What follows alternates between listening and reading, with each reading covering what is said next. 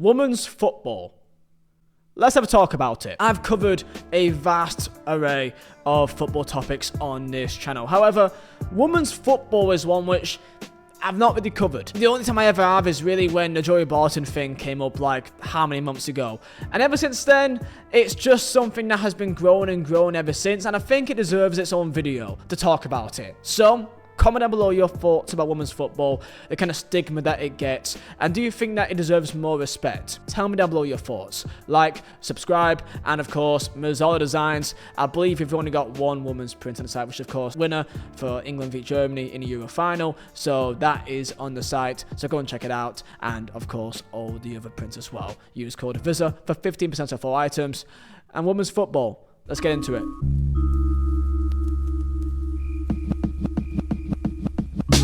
Now, if I said women's football, what do you think? Well, if you're someone from a couple of years ago, you may have immediately gone into the American USA women's national team with the controversy that surrounds that, where about 10 years ago, the US women's national team was by far one of the greatest teams in the world and won time and time again. And controversy that followed after that with a player which unfortunately has probably done more damage to the look of women's football than anyone else. That player in question is of course Megan Rapinoe, which has come out several times a couple of years back and even to this day on about women's salary, women's wages and getting an equal pay. And the stark reality is, for a large majority of just men that watches football, when you think about women's football, a large chunk just thinks about this. They think about Megan Rapinoe and the calls for equal pay. And that is genuinely the first thing people think.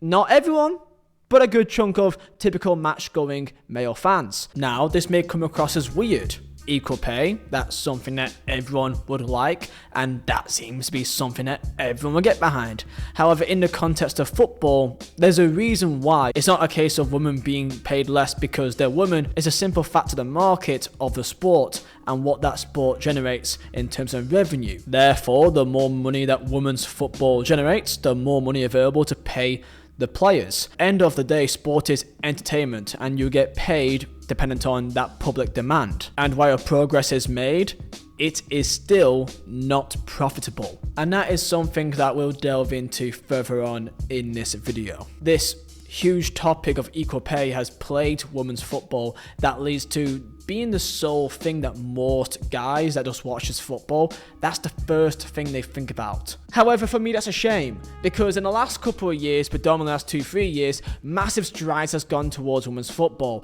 and you can see it by the numbers. How do you vote? With your feet. Attendances are through the roof. Last year's FA Cup final at Wembley between United and Tottenham Hotspur, 4-0 win for United in a sold-out Wembley Stadium. The year before that, the very same. Chelsea beat Man United, 77,000 people. Likely regarded as the best women's team in the world right now, the FC Barcelona Femini squad.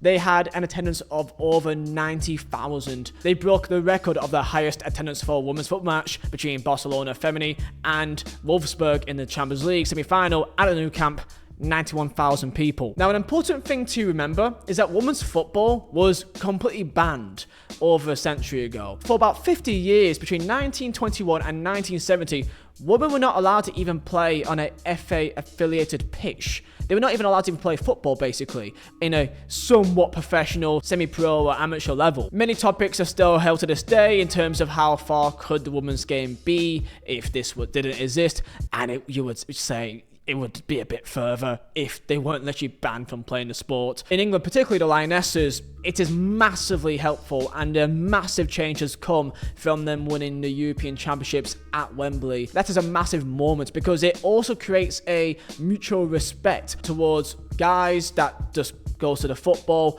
and that they can also acknowledge that the women's football has its own place as well. When typically it is seen as a bit of a kind of laughy, jokey, just showing TikToks or Instagram clips about fails in women's football. But yet, also laughs at the fails that happens in men's football too, you know. However, I do want to highlight one thing here. I remember well for the last European Championships for the men that England made it all the way to the final, and early on Harry Kane in the presser spoke about that it's been a long time without any sort of, you know, success for the England national team, and this was called up upon way too much by other female fans, pundits, players, manager, etc., that they called him out for this, claiming that, well, that's not the case because the woman national team won the Euro 2 years prior, which they did. However, it's things like that that I feel like can almost turn men's fans off, because it comes across as purposely being a bit pedantic, trying to push a certain narrative here, which it doesn't really belong. Of course, Harry Kane, speaking about the success of the national team, speaks about the national team that he plays in, that he's actually in, which is the men's national team.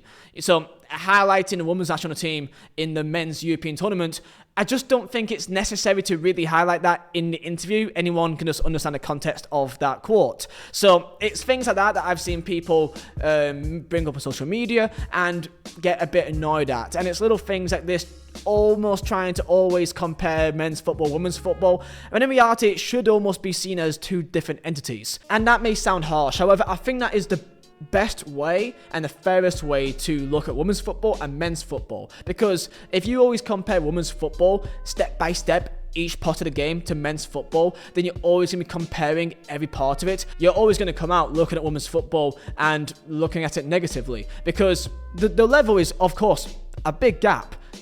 And I don't think that is a very controversial thing to say, that yes, women's football has its place, because that is just a statistical observation. Because you don't really hear any backlash when people compare to, let's say, male or female sprinters, and saying that, well, female sprinters are also the same as men, when statistically that is never the case. There is, of course, differences. And that's completely fine. I can still watch a woman 100-meter sprint and still find it interesting, because it is still the best of the best, the elite, performing against each other. So that is something that I just want to get across. Of course, keep in mind, I'm a father. I've got two young daughters that I'm going to hopefully try to... I'm going to hope that they'll be football fans. You know, I'll be taking them to Burnley games. My youngest, I'm taking to football almost every single week. She's kicking balls. She understands football. She knows what Burnley is. It makes me very proud. And I hope to see a world that in 15 years' time, when she's 16, 18, that if she does like football, she actually has much more opportunity in the sport. So, of course, from my perspective, the progress with women's football is really good to see, because, I mean, that's just my dream. I love to see my daughter be class at football and be a footballer. I mean, that's my personal dream. May not be hers, but she can make that choice when she's older. In terms of the match day experience, it's definitely a different experience compared to typical match days in Football League compared to a women's football match. It's very different atmospheres, and it has a different vibe to it altogether. Tickets are definitely much more affordable for the women's football team matches, and typically it's a lot more family friendly. You're much more willing to bring your kids to a women's football match than you would do to a men's one. But I don't think there's really anything wrong with taking your kids to a men's match either. I guess it depends, just don't take them in the Ultras end or something. There's always a family stand in every single stadium. And you can also say that the women's matches has a much more community feel to it, because, and this is at all levels, even at the top clubs in WSL, you know that the fans that goes to the games, that they are a lot more appreciated by the squad, by the staff. So what about stats? Well, at the start of this year, it was announced that women's football generated over 500 million euros. Money is always a huge part of it, and reality of it is that when it comes to more promotion, more eyes on the women's game, they're going to generate more revenue, because in the eyes of the sponsors, in terms of the eyes of the broadcasters, that's all they care about. They care about money. Well, people see this product. If people see the product, then we'll pay you more money so that more people can view the product. It's not really hard to understand, and that is what's happening. The revenues have gone up. The Barcelona feminine team, they've generated 13.4 million euros in revenue, and that is a rise of 74% compared to the previous year. In comparison to, let's say, Man United, they've also brought in 8 million euros of revenue, which is another great rise on the year prior. Real Madrid, 7.4 million, a rise of 416%. Man City, 5.3 million, and yet another rise. And even teams like PSG, Everton with a double-digit revenue growth. And why is this? Well, a massive part of it is the rise of women's matches playing at the club's main stadiums, Arsenal, Old Trafford, so on and so forth. The boosted match day revenues is a massive help, and alongside that comes the increased viewership and individual partnerships, sponsors that partners with the women's teams. However, we do need to add this to the context of the greater picture here. There's a men's team and a women's team, and when you're looking at the women's team, despite this increase of revenue, no club in the top 15 of the highest revenue clubs in women's football is profitable. Partnered with this, the wages to revenue ratio is at 106% for the women's team. In comparison to the men's, it is 59%. So what that means is that the women are being paid more in terms of the actual revenue that they generate in with the club. So this means that even still to this day, the women's football teams still receives regular contributions from the associated men's clubs to help bridge that financial gap. This may not be too much money. On the average, they typically get donated about 1.5 million euro, which in a grand context of football is not too much.